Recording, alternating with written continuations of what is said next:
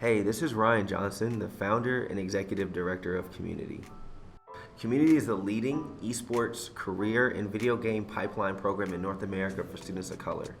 We got started because we recognized there was a huge disparity in the video game space through doing some research with one of our affiliates, the International Game Developers Association. What we found is that nearly 83% of African American millennials play video games on a weekly basis, but only 2% work within the industry on a full-time basis.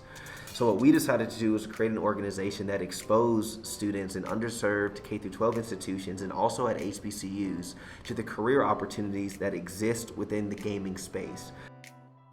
One of our flagship programs is our Esports Career Readiness program.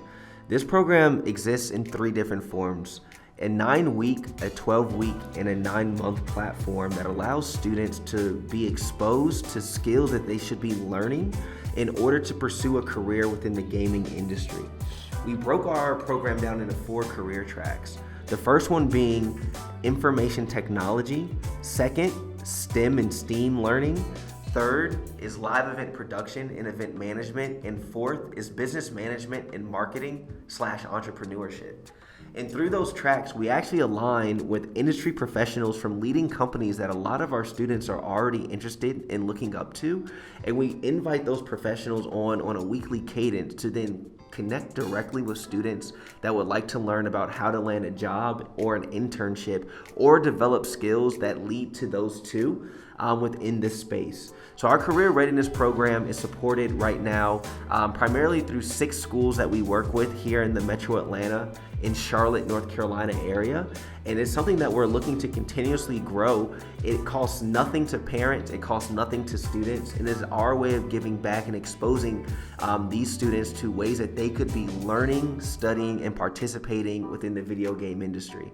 So as much as we focus on the students and the teachers, we also focus on parents and make sure that they understand, because especially in the Black household, if we're teaching parents how to now ask their children questions, or even strengthening that internal family bond, so where it becomes a point of contention to a point of conversation and actually belonging. As we were entering into our first major event last year, right at the peak of COVID on May 2nd and May 3rd, we launched a program called Tech for COVID. Tech for COVID, if you think in a traditional sense, was like a phone-a-thon, except we did it on a platform called Twitch, so we called it a stream-a-thon. During that 2-day period, we did a 20-hour live stream broadcast that was to raise money and awareness for students who did not have access to laptops or Wi-Fi to participate in distance learning and close out their school year. But we did this in partnership with some amazing companies like the United Way and Intel, where they actually helped contribute and raise extreme dollars, where we nearly hit $118,000 raised in that 20-hour period. And we were able to reach such wide audiences because of our celebrity supporters, from Michael Strahan, who's a Texas Southern graduate. Hello, I am Michael Strahan, a proud HBC alum of Texas Southern University.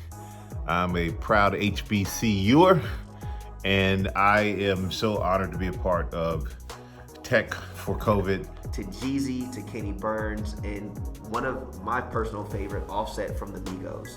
And by being able to combine the leverage of a very sincere cause with major internationally known influencers, we drew in an audience of nearly 250,000 people that helped contribute to that $118,000 that then we were able to use to buy devices for our partner schools and help several of our students continue and close out their school years by providing them with a laptop and or Wi-Fi connectivity to participate within distance learning.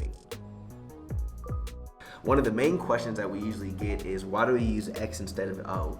And that's really just around the stat that I just shared. When you look across the ecosystem, gaming competitively in STEM careers are driven around computers. But what about the consoles that are so prevalent in minority communities and minority households?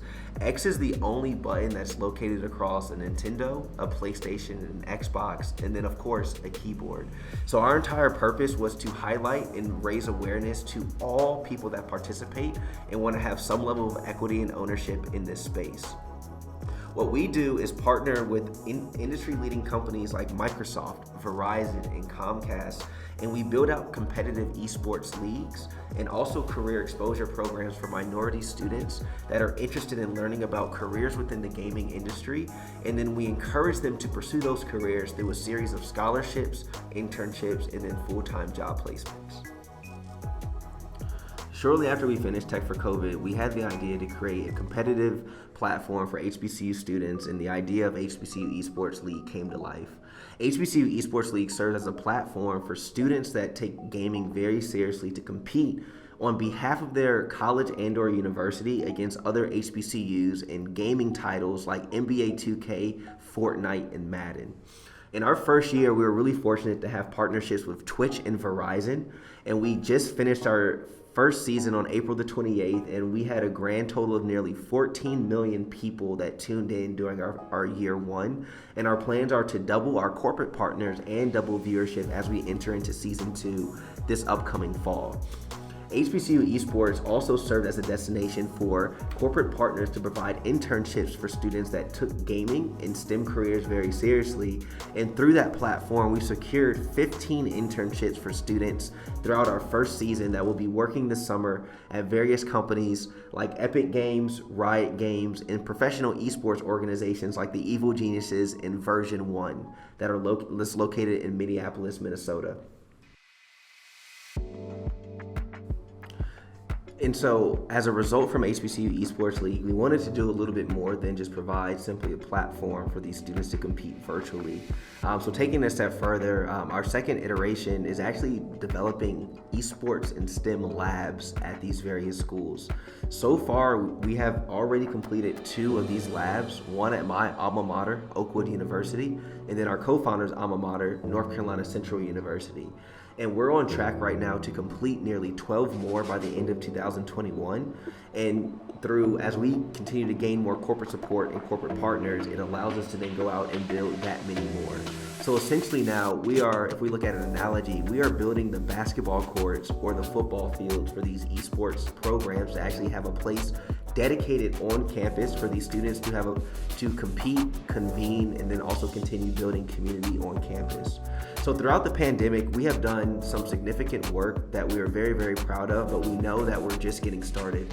As it stands right now, within just a 6-month time span, we've been able to secure partnerships with Microsoft, Verizon, Comcast, Twitch, and a couple of others, and we're really looking to provide an ecosystem that supports students where they're passionate and show them how they can make a career and make a living out of things that we consider to be a waste of time.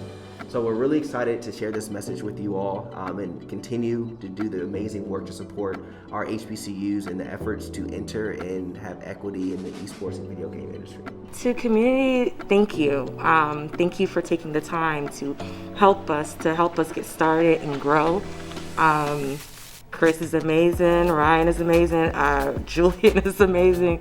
You guys are wonderful, and I'm grateful to be a part of community and be able to share this opportunity with my school. This is amazing.